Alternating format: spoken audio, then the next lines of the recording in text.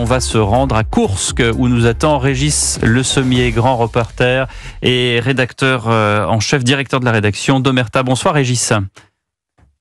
Bonsoir Pierre.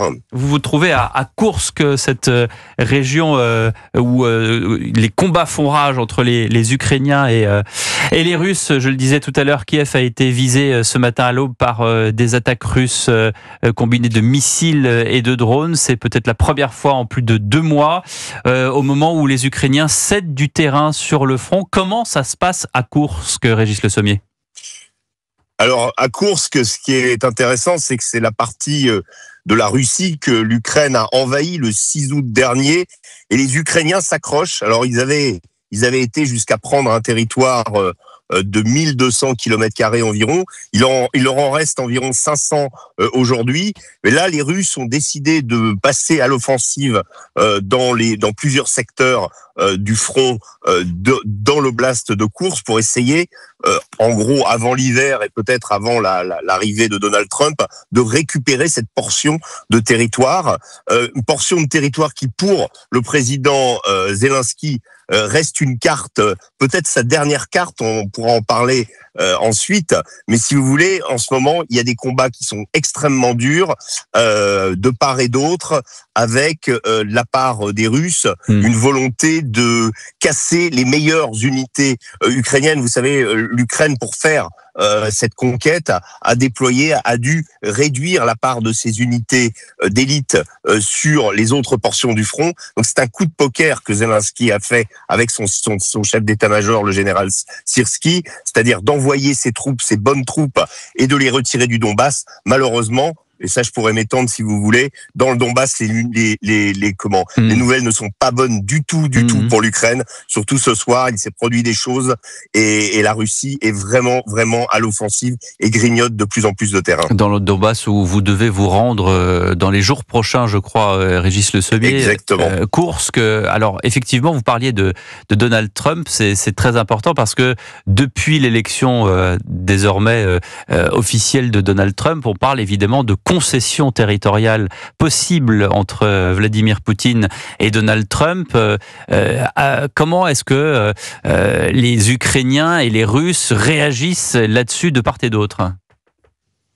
Alors écoutez, Donald Trump, c'est plutôt, je vais dire, ceux avec qui nous avons parlé sont plutôt favorables à Donald Trump sans excès. Il y a une méfiance absolue de tout ce qui est américain au sein du peuple russe, cette tradition, on va dire. Maintenant, c'est vrai qu'il peut y avoir négociation, mais encore une fois, l'importance de ce qui se passe à Koursk fait que Zelensky, il lui reste cette carte, et cette carte fait que Poutine ne veut pas négocier. Tant que l'Ukraine est présente sur les territoires russes, la négociation est compliquée pour même un gel du front.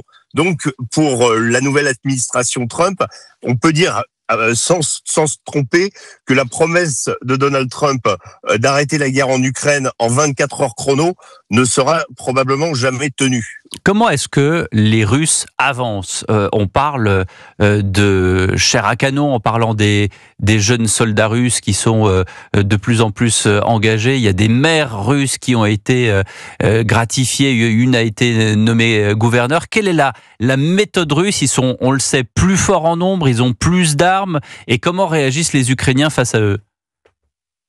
Alors, si vous voulez, la question des pertes, elle est taboue des deux côtés. Je sais qu'il est d'ordinaire de dire que les Russes, en se référant aux épisodes de la Seconde Guerre mondiale notamment, utilisent les vagues humaines pour avancer. Je pense qu'on n'en est plus là du tout. Les Russes avancent de façon méthodique, en effet.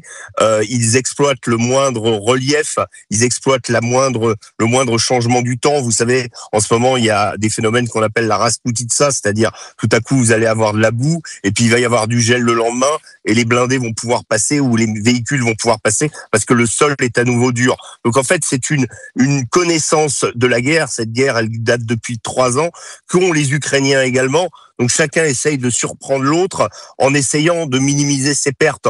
On n'est pas dans des moments où les deux côtés essayent de garder leurs troupes. Et malheureusement, celui qui est perdant à ce jeu-là, c'est l'Ukraine. Pourquoi ? Parce que l'Ukraine n'a pas de réserve. On a vu ces scènes absolument incroyables de sergents recruteurs qui vont jusque dans les concerts pour rafler les jeunes hommes en âge de combattre et les envoyer sur le front. Ça n'arrive pas en Russie parce qu'il n'y a pas cette pénurie et qu'il y a encore de la réserve, mais c'est une guerre qui a coûté énormément de jeunes hommes. Elle continue, mais il y a une habitude. Il y a aussi la question des drones. C'est une guerre d'une dimension et d'une totalement nouvelle à laquelle on n'est plus habitué, nous, Européens, et sur laquelle il va falloir qu'on prenne beaucoup de leçons. Question pour vous de Vincent Roy. Oui, bonsoir Régis. Bonsoir Vincent. Ouais, j'avais une question parce que depuis justement la victoire de Trump, on sait à peu près, enfin on imagine très bien que de toute façon Vladimir Poutine va garder un certain nombre de territoires. Enfin, ça me paraît difficile autrement. Et la victoire de Trump accrédite d'une certaine façon cette thèse. Comment est-ce que les Ukrainiens prennent ça ? Sont-ils au courant que de toute façon ils vont devoir lâcher un certain nombre de territoires ? Et ne sont-ils pas, par conséquent, découragés alors même qu'ils sont encore au combat ? Je crois que les Ukrainiens, vous savez, il y a les deux armées ce sont des gens qui sont extrêmement rudes, extrêmement résilients, extrêmement combatifs et extrêmement patriotes. Donc il y a même un proverbe qui dit il n'y a pas plus russe qu'un Ukrainien. Et donc on est vraiment face à deux armées qui sont, et c'est là où c'est toute la tragédie de ce conflit, qui sont des frères slaves, qui combattent et qui se tuent les uns les autres. Je ne crois pas que l'Ukraine va céder. Je ne crois pas que l'Ukraine... le front peut craquer. C'est ce qu'est en train d'essayer de tenter Vladimir Poutine et ses officiers supérieurs aujourd'hui, son état-major, c'est-à-dire de développer en ce moment donc cette contre-offensive pour essayer d'éjecter les Ukrainiens de l'oblast de Koursk, donc de la Russie, et ensuite dans le Donbass, à Kupiansk, à Pokrovsk, Toretsk, jusque peut-être Zaporijjia. On annonce qu'il y aurait une offensive russe à Zaporijjia. Donc l'idée, c'est de partir sur 3 fronts différents et de presser les Ukrainiens de façon à ce qu'à un moment le front cède de façon magistrale, mettent en péril la ville de Dniepro, peut-être celle de Zaporijjia, et permettent peut-être aux Russes d'aller jusqu'au Dniepr. Donc, si vous voulez, de conquérir peut-être pas 20%, enfin entre 15 et 20% du territoire ukrainien, mais peut-être un tiers. Le risque, il est là. Ouais. Il y a un risque pour les Ukrainiens que le front craque. Militairement, ils sont très bien équipés. Ils ont un déficit d'artillerie, mais il est compensé par le génie, on va dire, des drones. Les Ukrainiens ont des milliers de drones qu'ils envoient quotidiennement. On l'a vu sur les troupes russes, et ils peuvent garder l'avantage, ils peuvent rivaliser avec les Russes sur la question des drones. Sur la question de l'artillerie, c'est un peu plus difficile, il y a des pénuries, et sur la question de l'équipement, même si il y a l'OTAN derrière, c'est encore toujours difficile. Mais si vous voulez, voilà, on est dans cette situation où il est possible que ça craque. En ce moment, c'est très très compliqué pour les Ukrainiens au sud de Donetsk. On le voit tous les jours. Là, il y a la ville de Kourakovo qui est quasiment encerclée. Donc les Russes vont probablement encore prendre des pans entiers de l'Ukraine dans les jours qui viennent. On va se retrouver dans les jours prochains puisque vous continuez votre périple et vous allez effectivement arriver dans le Donbass. Merci beaucoup Régis Le Sommier d'avoir été en direct de Koursk pour Europe 1.